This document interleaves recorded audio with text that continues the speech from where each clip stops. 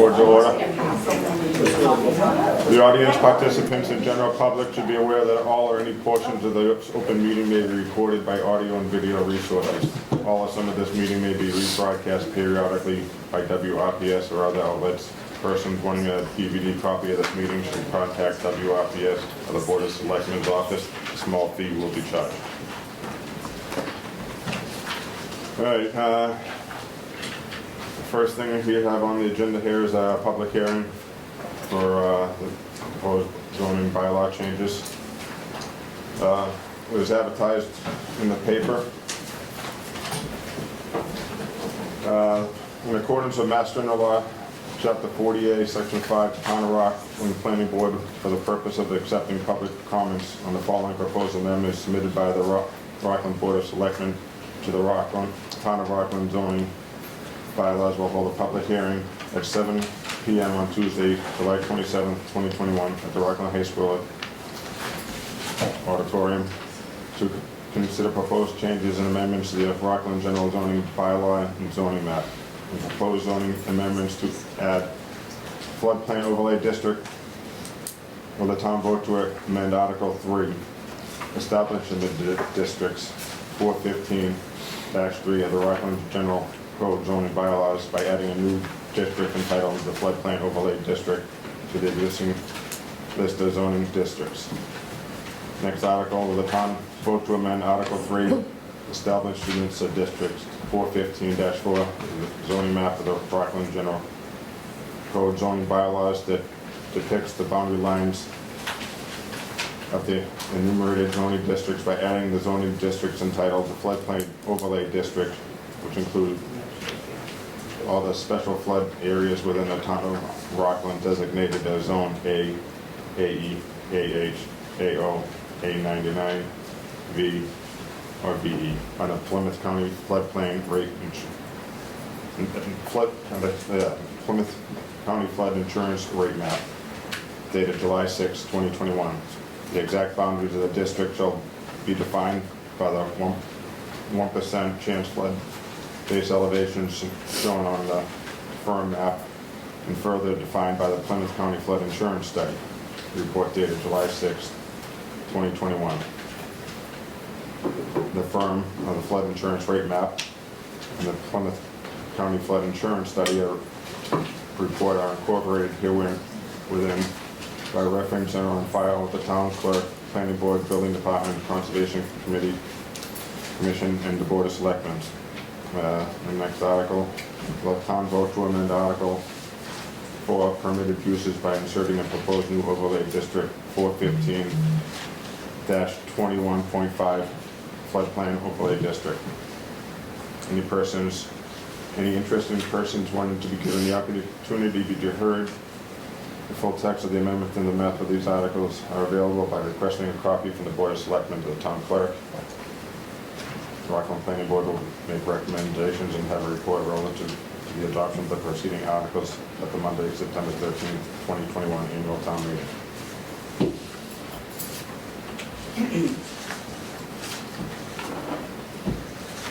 Can't hear a word you're saying. Could you use the You speak right microphone? over here.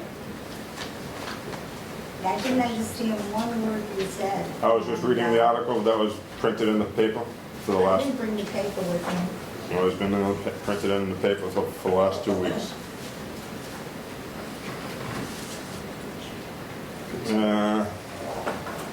Jen, do you want to speak on this? Sure. Thank you, Mr. Chairman. So as explained, I am going to be presenting the floodplain overlay district, and these are the three articles that are the subject matter of the public hearing this evening.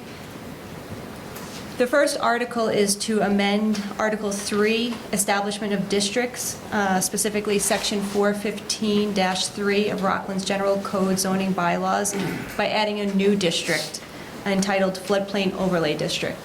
The second article is to amend Article 3, Establishment of Districts, Section 415-4. This is the zoning map of Rockland's General Code zoning bylaws to include all the special flood hazard areas within the town of Rockland, as are included on the Plymouth County flood insurance rate map, otherwise known as the FERM, which is dated and effective July 6, 2021. And the third article is to amend Article 4, permitted uses, to insert the new floodplain overlay district. I'm just going to quickly touch upon some of the specifically relevant sections of the floodplain overlay district.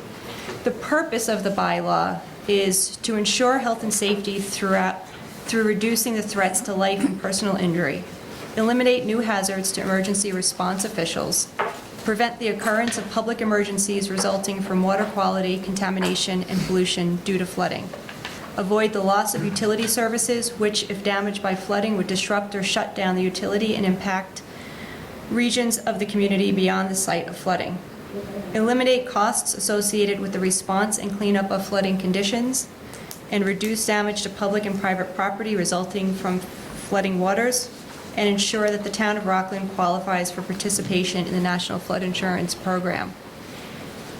These districts specifically include all special flood hazard areas within the town of Rockland designated as Zone A, AE, AH, AO, A99, V, and VE. And those are identified again on the Plymouth County Flood Insurance Rate Map. Again, dated July 6, 2021, and issued by FEMA for the administration of the National Flood Insurance Program. Those flood maps, the panels are posted on the walls here. They're also can be found on the town's website. Except for you can't read them. I mean, I'm happy to take questions at the end. well, we can, I mean, all you're doing is reading what's on this handout. I think we can all read it. I think we're probably all more interested in finding out where the flood zones are going to be. Thank you, and we'll take questions to the chair as well. So as most are aware in the room, the floodplain overlay district was proposed at the annual town meeting this past May. With the recommendation of the planning board, the town does have the option of bringing it back in a special town meeting, which is currently scheduled for September 13th, 2021.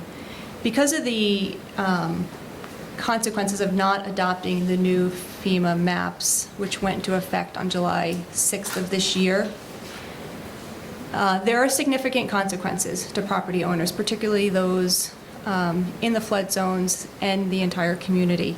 So we do see a health and safety issue as well as a fiscal responsibility to bring this overlay district back to the town. Because, as a result of not passing it, the town's status as a participating community in the National Flood Insurance Program has been suspended. It will not be remedied until and unless the community adopts the floodplain maps, the revised maps, as well as the overlay district.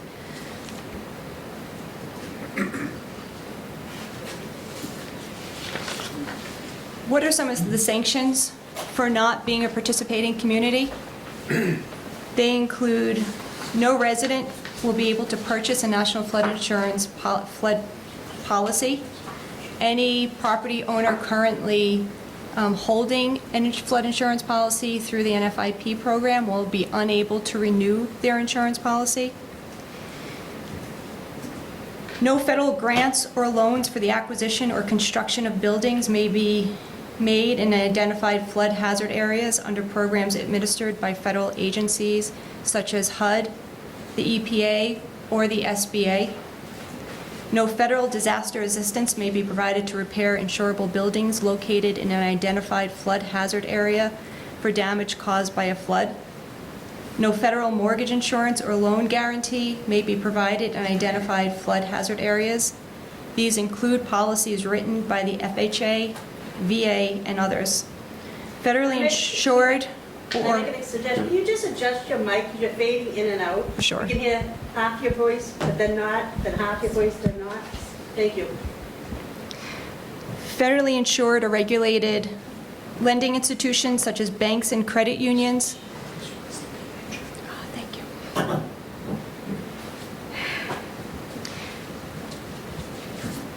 Would anybody like me to repeat the sanctions, because it is important to understand? Would you like, do you need me to No, I can repeat them? No, I'm sorry, I can read it. Thank Okay. you. Federally insured or regulated lending institutions such as banks and credit unions must notify applicants seeking loans for insurable buildings in the flood hazard areas that there is, one, a flood hazard, and that the property is not eligible for federal disaster relief. I also want to provide a resource for those that may be watching or participating this evening.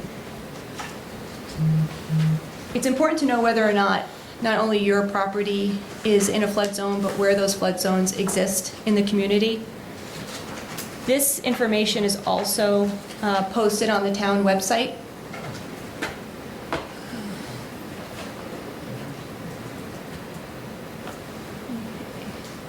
And it looks like, unfortunately, I'm not able to access that link. But what this link will provide is that you can go in and put your property address in, or any property address that you might be interested in, and it will pull up what's known as a fermet, a smaller version of the flood map.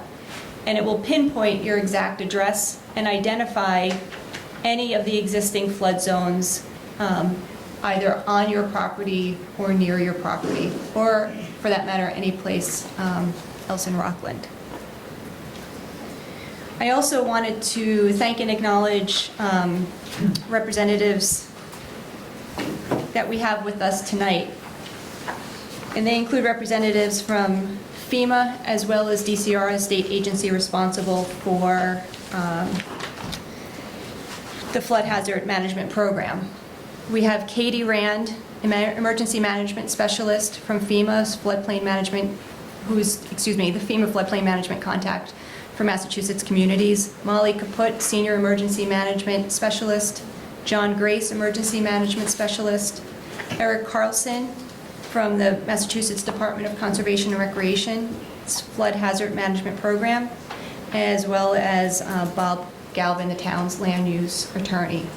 So that is the information relative to the articles, which are the subject matter of this evening's public hearing. We and FEMA, DCR, and Land Use Council will answer any questions through the chair that may have been left unanswered or that remain. Mike, do you want to acknowledge questions, or would you like me to? All right. What was the date that we can't get back into this flood zone insurance thing? And I think, Mike, do you want, can I just as a just 22?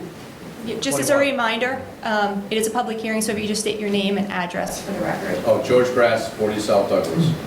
And I'm sorry, the question was when? You said we can get back into the national flood protection when? Correct. So if the town adopts the overlay district and the maps on September 13th, my understanding is we're back in the program effective September 14th. Of 2021.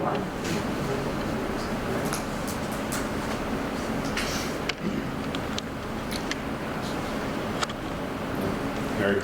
I have a question. Are these panels that are on the website? Name and address, just for the record. Name and address for the record. Oh, Mary Parsons, Union Street.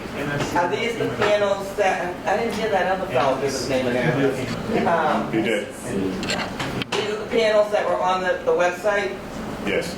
Okay, because I can tell you that if the panels 89 to 94, most of them are about Abington, Hingham, Norwell, We didn't Hanson.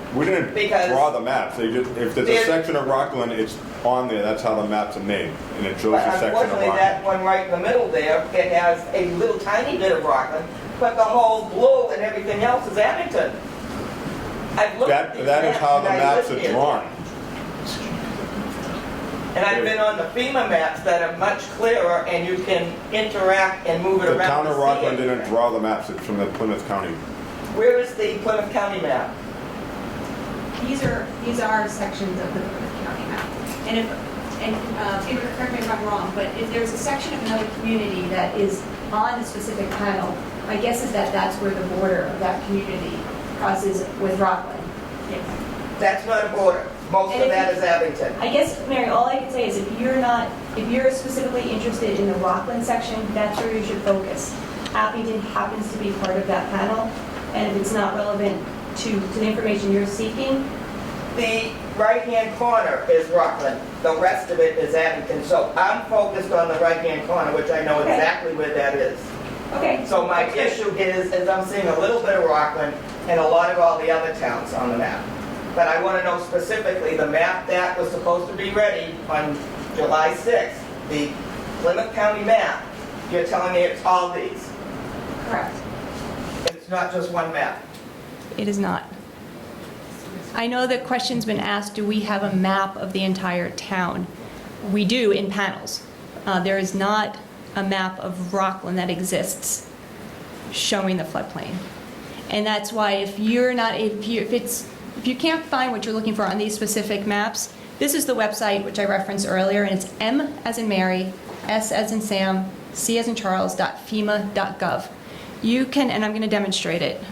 You can go ahead and, does anybody want to know where, if they're in a flood zone? 5 topping out. 5. Topping, Topping. Like ice cream topping.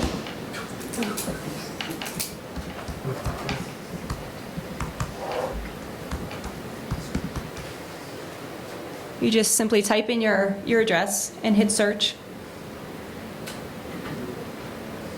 It is going through multiple layers, so you might have to be a little patient.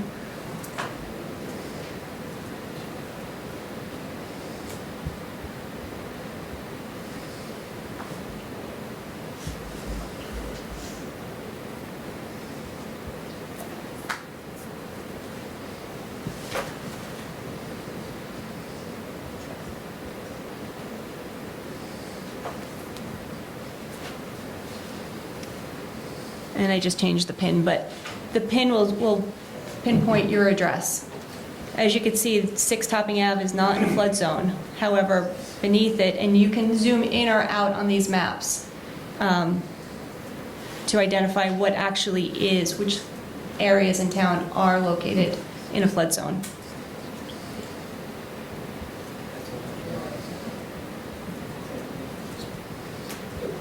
You can also pull up the map to print.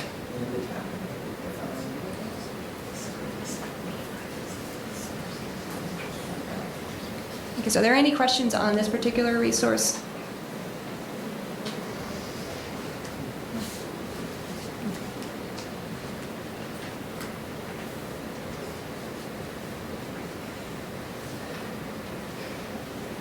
Okay, and as you can see with each map, there's also a legend that identifies the types of flood areas.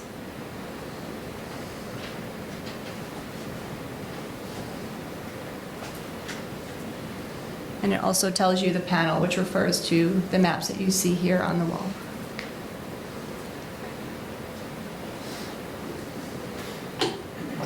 Patrick Ronan, 280 Charnock Road. If this does pass, does that allow developers to build on developed land now? Does that make it easier for them to develop this land?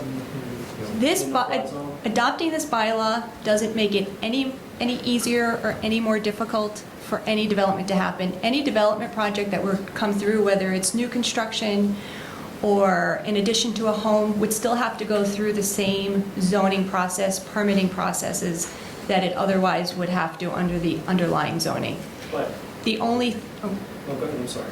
I mean, there are certain requirements relative to whether or not a property is in a flood zone, relative to the building permits, for example, and that would identify steps that need to be taken. But it does not encourage, it does not discourage development or construction in any way, shape, or form. And if you don't believe me, we have other representatives here that can attest Well, to that. If it's deemed a flood zone and they weren't able to get this thing passed, they wouldn't be able to get insurance, why would they build it? They wouldn't be able to get insurance through the National Flood Insurance Correct. Program. Correct. So by right, it would make it more difficult for them to build there. Not necessarily. If they need to be insured, yes. Well, I guess, okay, so actually I'm going to back up. I think depending on the type of mortgage that they were seeking, it could make it more difficult. They could seek private insurance, and that's what I guess that's what I can't speak to is. Talking about a large development, multiple apartment buildings, I think you know where I'm going. So if it was deemed this thing didn't pass, why would they put them there into a flood zone already? If they couldn't purchase insurance, flood insurance? I can't speak to that because I don't know how a project's being funded and I don't know what the requirements are. If somebody wanted to build uninsured without a loan, they'd still have to go through the building department for a permit. I suppose that would be their prerogative to do. Is that, I think I might not be understanding your question because there's no connection between a large development and the adoption of this bylaw. There is absolutely no connection. If they weren't able to purchase flood insurance, why would they build it? Excuse me, Bob Galvin, land use attorney. Mr. You're speaking about the shingle mill project. I didn't bring that up, Mr. Galvin. I'm bringing it up. Okay. You don't have to bring it up, I'm bringing it up. Go ahead. Okay?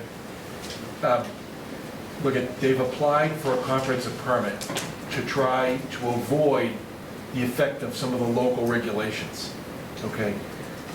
This project, this shingle mill project, isn't necessarily going to rise or fall on this bylaw. Okay? But it is a requirement that you engage in certain type of construction using certain flood-proofing techniques, things like that, if you're going to be working in a flood.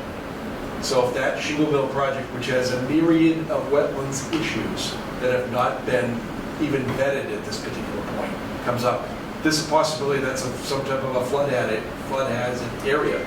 It's more likely a flood hazard area now as a result of these maps, which expand in large areas, the flood zones, than it would be before. So it's not going to make it easier for them.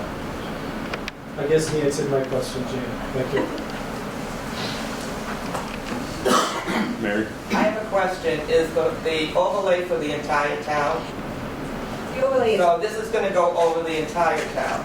it goes over the entire town, yes. And the only way it would affect the entire town is in the event of a natural disaster and disaster relief that the community would be eligible for. But beyond that, it's only applicable, as I mentioned earlier, to the special hazard zones that are identified. What I noticed is that some of there were articles, what was it, 46 or 47? Yeah. I think it was 49, 50, and 51 in the town meeting. There were 3 articles that dealt with the floodplain. And what we found out, me and others found out, is that out of one of the articles, it was written word for word by the state, which the state, I'm assuming, has already said yes to these maps. FEMA has already put the maps into effect. So whether we adopt the bylaw or the maps locally, they are federally Right, recognized so the maps flood are districts. already in place by FEMA, so this Right. is kind of redundant. It's not redundant. In order for us to have the benefits of the National Flood Insurance Program, as I mentioned, in the event of a natural disaster, disaster relief, community-wide. Another example is Rockland has been a participant of the Community Development Block Grant for at least 15 years. That primary program is a housing rehab. That housing rehab program helps homeowners with code issues that are financially qualified. We would no longer, as of right now, we're no longer eligible to provide that type of relief to those homeowners. Those are just a few examples. I know, but I also know, because from reading it before we went to town meeting, that you could cure this, that you're being put on probation. The only way to cure it is to right. adopt the bylaw and the maps. But my question is that one article is written word for word, the way the state has written it. And then there are 2 others. One is just say, would you vote for an overlay district? And then the second article that was at that town meeting was listing certain things in terms of where you can build and so on and so forth. No, that's actually not accurate. One is to amend the zoning bylaw to add, well, go ahead, Bob. Right, but it also has new construction, and that was in one of the articles. I say this because my uncle did this for the government way back when, and they tried to discourage people from building in flood zones. So, It Barry, never had anything to do with shingle mill at town meeting either. I wrote the bylaw, okay? It was based on a model bylaws given to us by the state, Mr. Carlson's here, and he reviewed what I changed to make it more applicable to Rock, okay? And before it went in the warrant the first time and before it went in the warrant again for the special town meeting. This is something that we sent back to the state and asked Mr. Carlson to review. The first section literally just lists the name of the bylaw in the list of zoning districts of the town. The second article adopts the map, and the third is what I would call the meat and potatoes, the regulation part of the bylaw. That's how it all comes down. We're not, even though it's an overlay district, it only affects a certain amount of properties in town that are in specialized flood areas. It doesn't affect every property in town. It only affects certain areas that are in special flood hazard areas. And in those areas, you have to get a floodplain permit in order to do major work on your house or to build new construction or develop a subdivision. So it does make it more difficult if you're in a flood-prone area to develop or redevelop or repair if it's significant renovations. But it's not intended to cripple the town. It's actually intended to make our lives better by encouraging the use of flood-proof technologies when you build. If you lived in Marshfield like I live, and you live along the coastline, that means if you're going to major renovate your house, you're going to put it up on pilings so that the flood waters can not, be diverted onto somebody else's property. It's very different in Rockland because we don't have the same coastal issues. We have more riverine issues where if we had a 100-year rainstorm where you could have flooding because of the streams and tributaries to the streams that are going to overflow. And it's really that limited. And obviously we have a number of properties that are also wet and flood, and they flood because they're connected to some type of a river or a stream and things like that. And if your property's near that, yes, it's possible that you'd have to get a floodplain permit in connection with major work, but it's not intended to hurt you. It's intended to help everyone as a whole and to make sure you're eligible to get federally subsidized flood insurance. And believe me, if you live in Marshfield and you were with one of those floods that came down and destroyed your house and you didn't have any other insurance because your private homeowner's insurance doesn't cover it, you're begging for the $250,000 that FEMA will give you to do that. And some people have also taken advantage of another program where they have their homes repurchased through grant money that's given to them, and then they don't rebuild, but they've been purchased for their home. So it's actually intended to benefit, and I'm talking about extreme examples from Marshfield. Hopefully we'll never have that type of an extreme situation, but that's literally how simple it is. I know all the state people and federal people that are here can probably explain it even more artfully than I can, but it's not intended to hurt. If anything, it's going to make some of the development more difficult. It's not going to make it easier. I can assure you it's not going to make it easier. And the zoning board, if this gets adopted, will have to look at how it impacts the future 40B development. The shingle mill project, because it was filed prior to the approval of this change, is not going to be subject to this floodplain bylaw. So you all need to hear that right off the bat, okay? But that doesn't mean that the zoning board, and the chair sitting right here next to me, is going to take the wetlands issues any less serious. There. All I can tell you is I'm a person that has documented the flooding in this town because I was on a state committee for 6.5 years. And one of the rivers that's not in any, FEMA didn't do the former naval air station, but the French's Stream in both Western Branch and Eastern Branch, it floods, and it floods every couple of years. It can flood every couple of months. You never know exactly when it's going to do it. I do think that a couple of weeks ago it did it, but I just didn't want to get off my rear end and go film it. I lived within one of these where I lived in one of the houses that was surrounded by water, and the fire department was knocking on our door, telling us that wherever we're ready, they'll evacuate us. But we were young people, and we had a canoe in our cellar, so we told them, no, we have a canoe, we can get out of here. Yeah, that type of thing from French's Stream. So I can't stand I need to know, are there going to be more people that need flood insurance if we adopt this?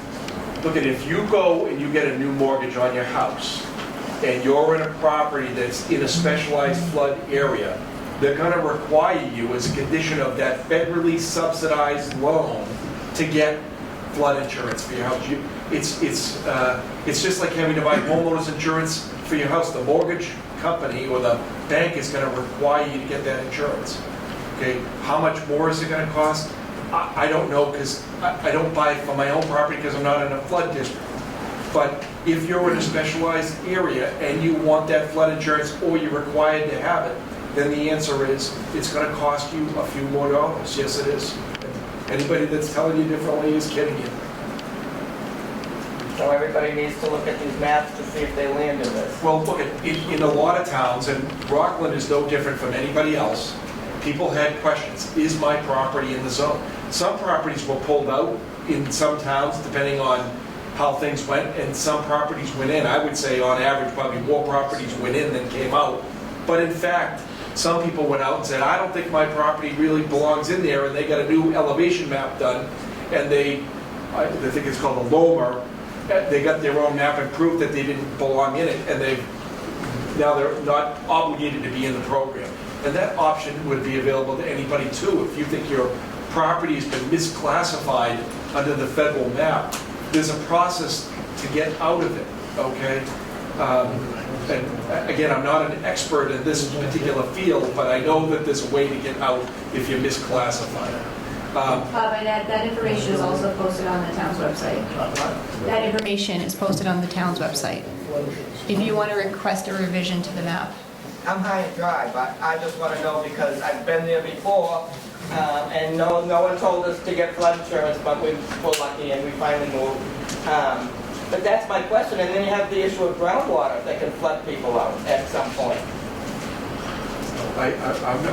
Well, that's usually connected to a wetland issue. Yeah. We got plenty of But not regulations. always. But we have plenty of regulations on wetlands. We have the State Wetlands Protection Act, and we have our local wetlands protection bylaw that we revised a year ago to actually make it more protective.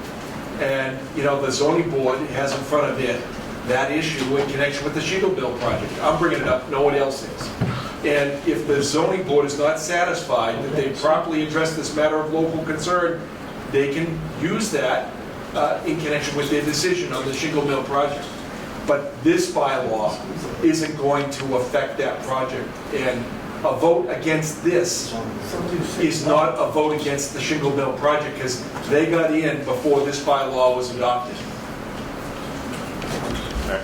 I have one more question about the... Hold on, Mary. So are you guaranteeing us that these new developments aren't going to create someone's house who's not in a floodplain? Now they're in a floodplain because of these new developments? I'm guaranteeing you that if somebody develops their land, it's not going to cause another property to be in it? Correct. Well, if somebody was filling their land in a manner that caused your property to flood, I'm pretty sure that you'd be able to stop them if we didn't. So if someone's raising their property 4 feet so they can build condos, and now my property gets flooded, I now have to pay for insurance so this guy can make money? No, that's not. So you're going to guarantee me that these projects that are being built, the surrounding homes around it will not be flooded, and they won't be forced into a flood zone because of these projects? I'm the town. There's no guarantee in that. I'm not a guarantor. Well, I need a guarantee before somebody builds next to my property. If they're going to raise their yard I can 4 guarantee to 5 feet, that water's got to go somewhere. If you want, I can tell you what you can do, because I'm a lawyer, and I can tell you what advice I'm giving you. And if someone fills their property in a manner that causes your property to flood, you have a lawsuit against them. Thank you. Yes, down front. Peggy Sace, 55 Linwood Terrace. You really didn't answer the question that Mary asked when she said, how many people are now going to be impacted by this? There was an article in the Quincy Ledger back in May which stated currently in the town of Rockland there's only about 55 people that have flood insurance. So, you know, how is that going to change the whole dynamic? And I get the fact that, you know, people will have to have flood insurance if they happen to be in one of these zones. But how is that going to impact us, meaning Rockland as a whole? What else are we going to lose if we end up not passing these new flood hazard Well, zones. most people won't lose anything because they're not impacted by it. But if you're one of those 55 or 60, and I don't know the exact number, but if you're one of them, you've got everything to lose because you won't be able to get financing. Because the lenders will impact, they will not grant you a new loan if it's federally insured. The town as a whole will lose because there's a whole bunch of grants, state and federal, that will be ineligible to apply for because we're not a flood community. And, you know, these are grant money that we don't repay. And I'm sure that there's a number of other state and federal programs that when you're not, it's like the federal highway funds. If you don't adopt a speed limit in the state, the federal government denied you highway transportation funds to rebuild infrastructure. On a more local level, this is what's going on. I wish I could answer your question about how many more properties are in. I'm not a planner. I haven't studied the map to see how many more are in than were in before. I wish I could answer your question. I'm not trying to be evasive.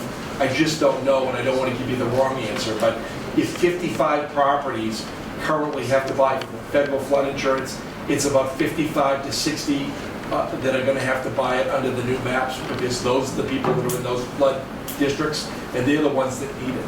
Okay, but it does impact you as a resident because you're not going to see the collective benefit of some of the other programs that we're not going to be eligible to receive money from. Can I just ask that also, and correct me if I'm wrong, if you're now in a flood zone, you're now in a flood zone, irregardless of whether or not we adopt this bylaw on the maps. But if we don't adopt it, you cannot avail yourself of the benefits of being in the program. I just have some, does Katie, Molly, or John have anything to add to any of these questions? I will say, and I'd like to say, it's flood insurance for the entire town. So you're talking about groundwater flooding, you're talking about street flooding, anyone can buy a policy in the town. It's cheaper if you're not in the special flood hazard area, but let's say the road floods and your house floods, you can put an insurance claim in. So actually anyone can buy flood insurance within the town as long as you participate. And that gives access to people who might not be mapped in, but still have flooding issues to get that extra insurance of having anti-IP insurance as well. So it's available to anyone, regardless if you're in the SFHA and you participate. And I just want to make that point because it's much cheaper if you're not in the special flood hazard area to buy that insurance because there are still flood risks outside the SFHA.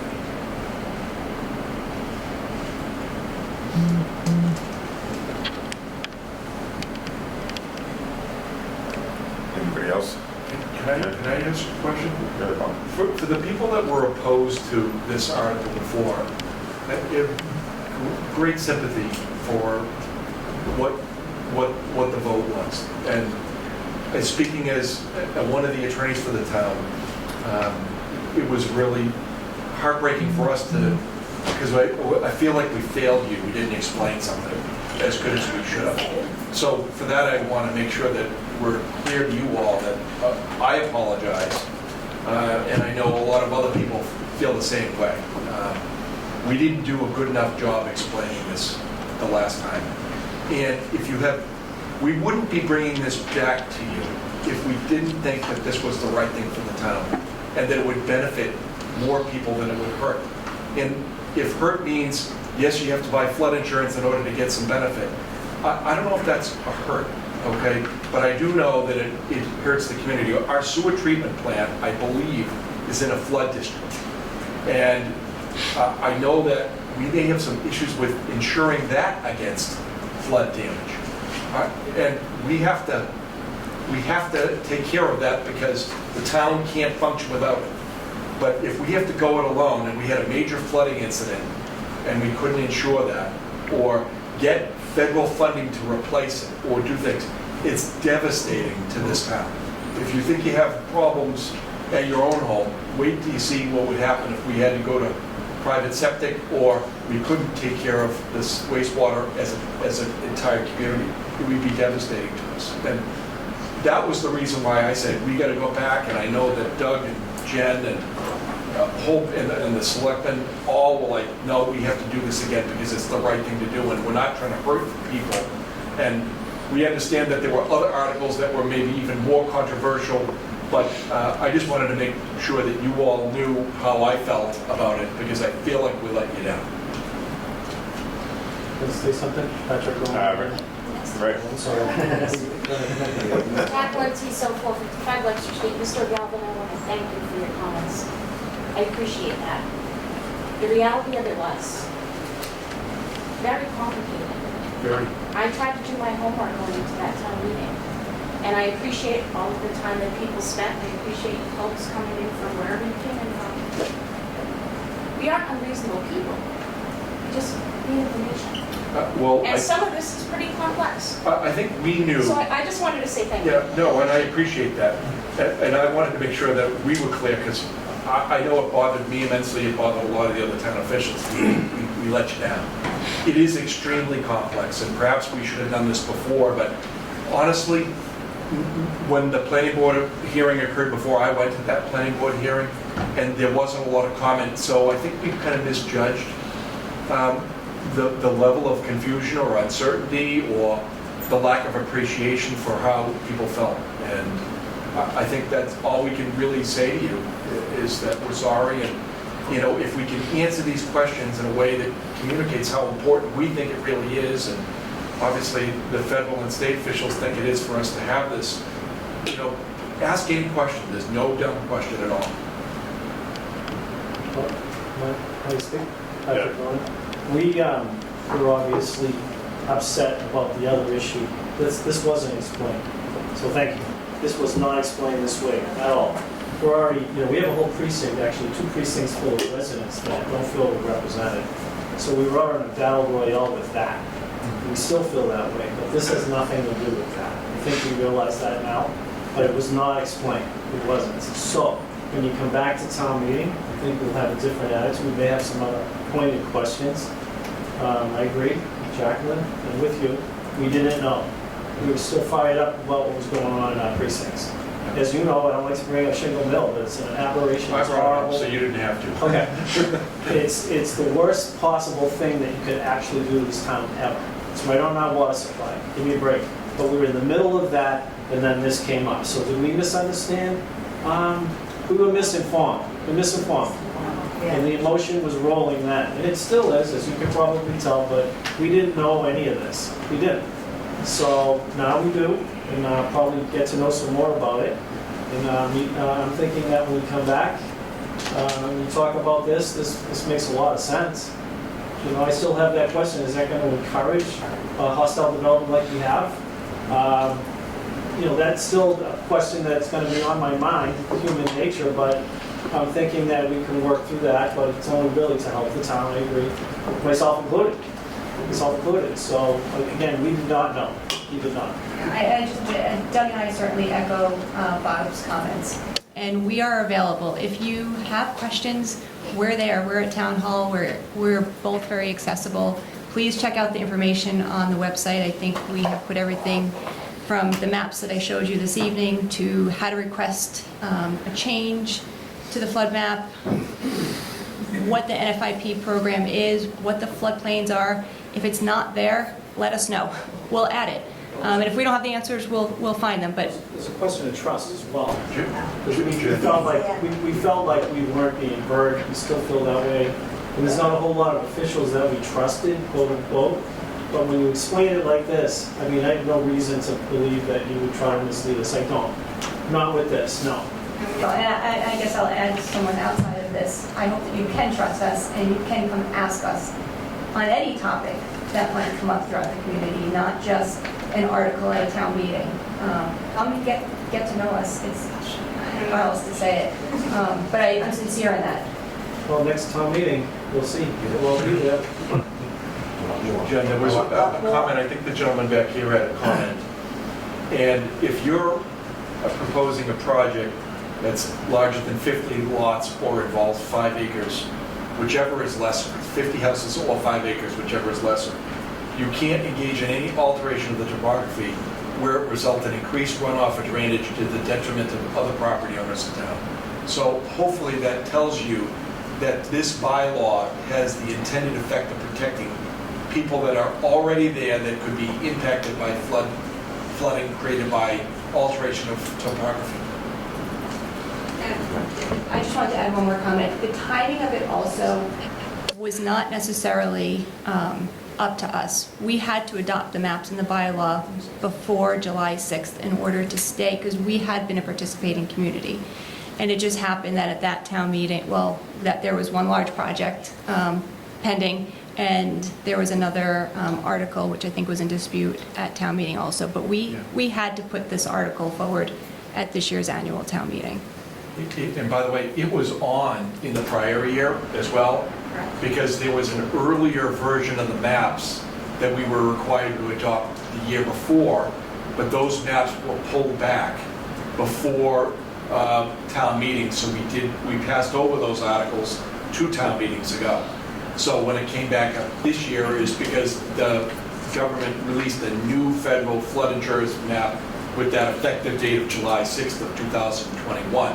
But there was one during the pandemic, and for obvious reasons, pandemic included, we couldn't go forward, and the maps were withdrawn before town meeting, so we didn't have to adopt it. And Rockland was just like every other community in Plymouth County that had new maps. Everybody had a new article, had an article on there, and everybody pulled them off and waited till the new maps were released. Peggy says 55 Linwood Terrace. Would it not behoove the town to figure out by street where you arrive in the flood zones and put out some kind of letter to all the town residents of these are where the flood zones are, the streets are, and that way you might garner some more support for something like this, because when people understand what's going on and explain in it that the Shingle Mill project is already grandfathered in and not going to fall under this, and what you just said about the fact that somebody can't change an elevation, because I think that there are so many people in the town that, you know, they're not going to go on a map to figure out where their house is, and it would be, and these maps are very convoluted, it would behoove the town to come up with who falls in by street, these zones. These maps are available at Town Hall in the lobby for people to view. But you're not going to get, we've got about 18,000 residents. Granted, some of them are children, but you're not going to get all 18,000 residents to go up and look at the maps. So this is an area where Rockland, you know, it's still a small town. I know 18,000 doesn't seem that small, but it's still a small town.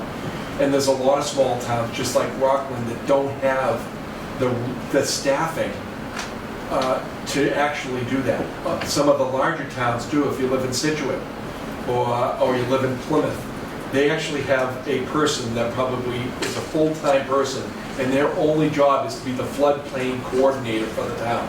It's a full-time job because people call them every day and say, is my property in or out? And if it's out, how do I get, you know, or if I'm in, how do I get it out? Because I don't want to buy the flood insurance.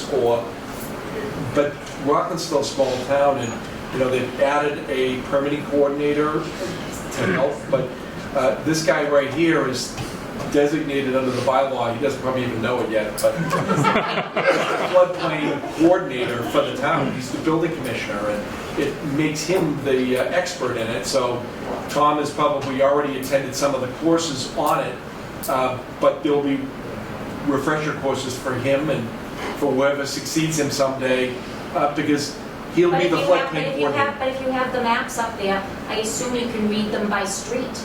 So how difficult would it be to He come would up with all literally the have to do, he'd have to do what, you know, Jen just did now.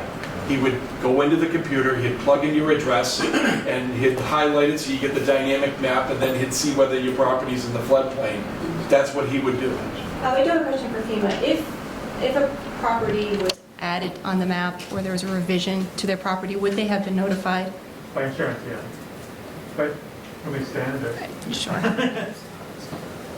I have to, I'm not resident, do I have permission to speak or anything? No. Okay. I'll give you John permission. Bass from FEMA. If you're, I'm sorry. if you're in a special flood hazard, you probably know about it because you're probably paying to have insurance unless you own the house outright.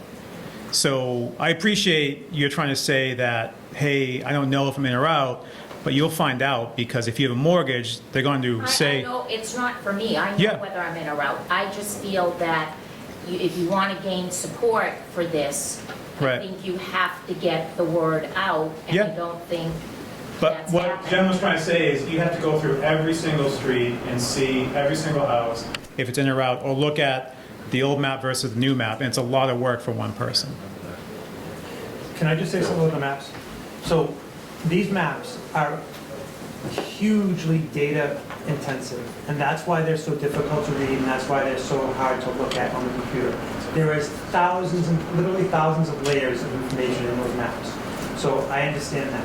But there is some onus, if you're a homeowner in town and you want to know, we just showed you the most easy way to do that. Just go in, we typed in my address, now I know that I'm not in it.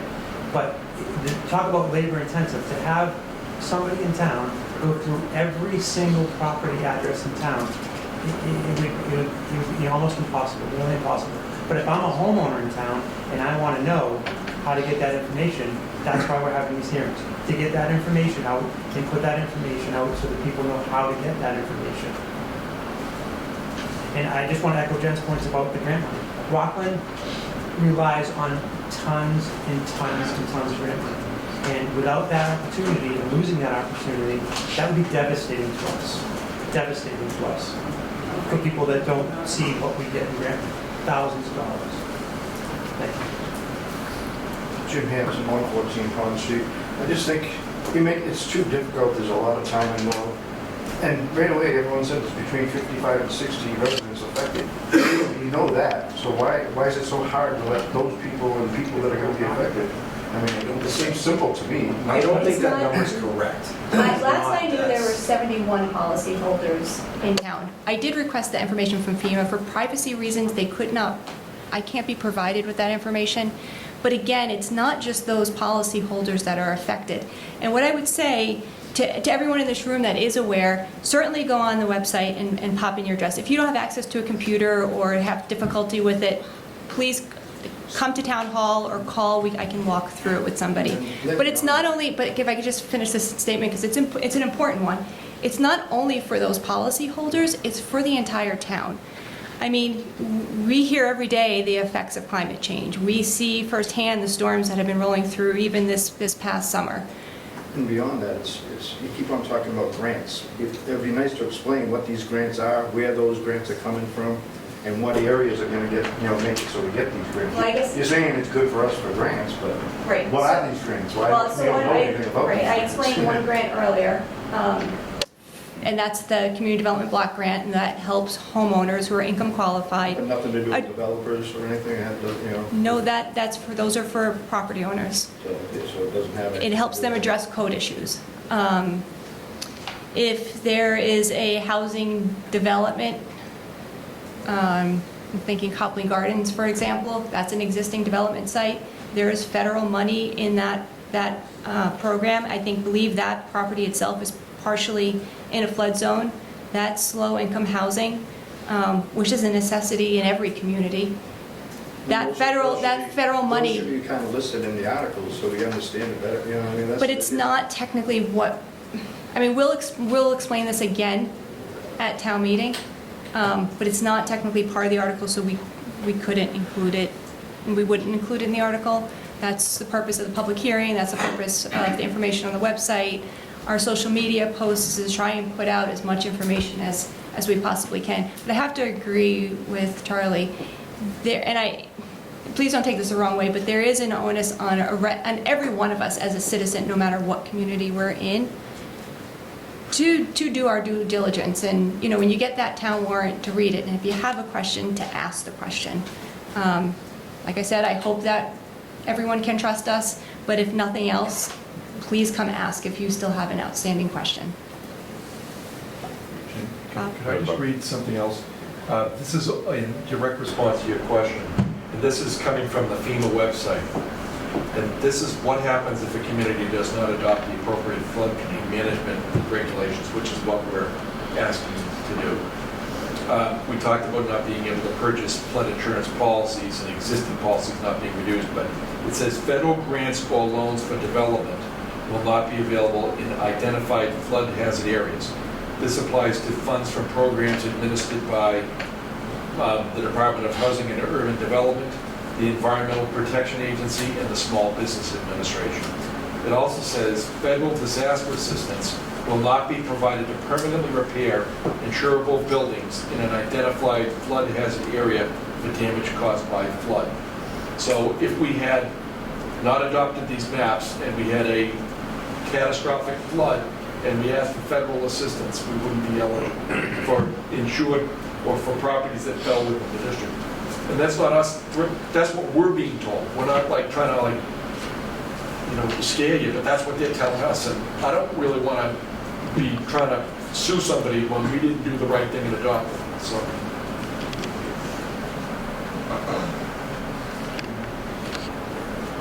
Mary? I just want to say, being the person that got up and spoke at town meeting, the very first person that did, I want to clear the air of what took place at town meeting. We could not get maps right before town meeting. We could not see maps. There were people here that went and tried to get the maps to see these maps and get town hall to put the seat maps up on the website so we could at least see the maps. The issue is we were doing the information. I'm looking up and reading from FEMA that you could be put on probation, and I said that at town meeting right off the bat. Very first time around, I knew that this could be cured. But the problem that we had is we couldn't get the information.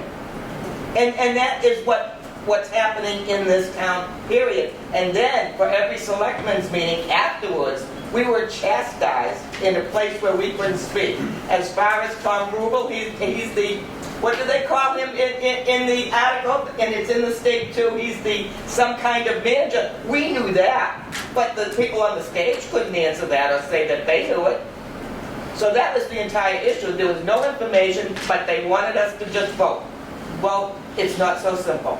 Well, hopefully we've stood up here and said, it's not your fault, it's our fault. And hopefully we've answered those questions as best we're able to. I mean, we didn't generate the maps. The maps are complex. I think I agree they're extraordinarily complex. Do I want to have to do that for my property? I don't. But if that's the only way to identify it, I'll do it to determine whether my property's in it or not. And, you know, all we can do is apologize for assuming things that we should never have assumed. And right, we have a $90,000 IT guy, and at the very least, he could have just put the FEMA address up on our unsecured website, town website. I agree. I agree. But honestly, if there's a question that we haven't answered, if we don't know it, we'll get you the answer, because we don't want anyone to be in a situation where they don't have that information. And hopefully that'll never, ever happen again. And I've been attending, I think for the last 12 years, all the planning board meetings. And, you know, we do enact a lot of zoning changes. And there's usually very little interest in them. And perhaps that's changing, and let me tell you something, if it does change, that's a good thing for our town, because you shouldn't expect just to be asked to accept something and not ask questions ever. And I don't think anybody was thinking that way, but if that's how you felt, that's why we're having this type of a meeting tonight, so that that'll never happen again.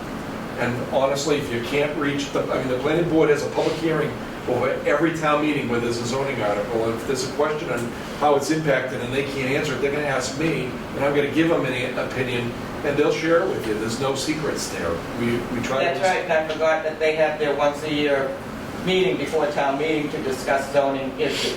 I forgot that. That's on my part. No, but that's every year, too. Every year they have a public hearing that's advertised in the newspaper, and they indicate what zoning bylaw changes are made. And a lot of them are tweaks. You know, it might be a word change or not a lot of substantive change. This is a substantive change. So I think this answers a lot.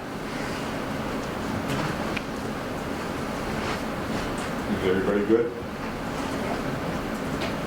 Actually, I've got more of a comment than a Question, lived on 103 Grove Street.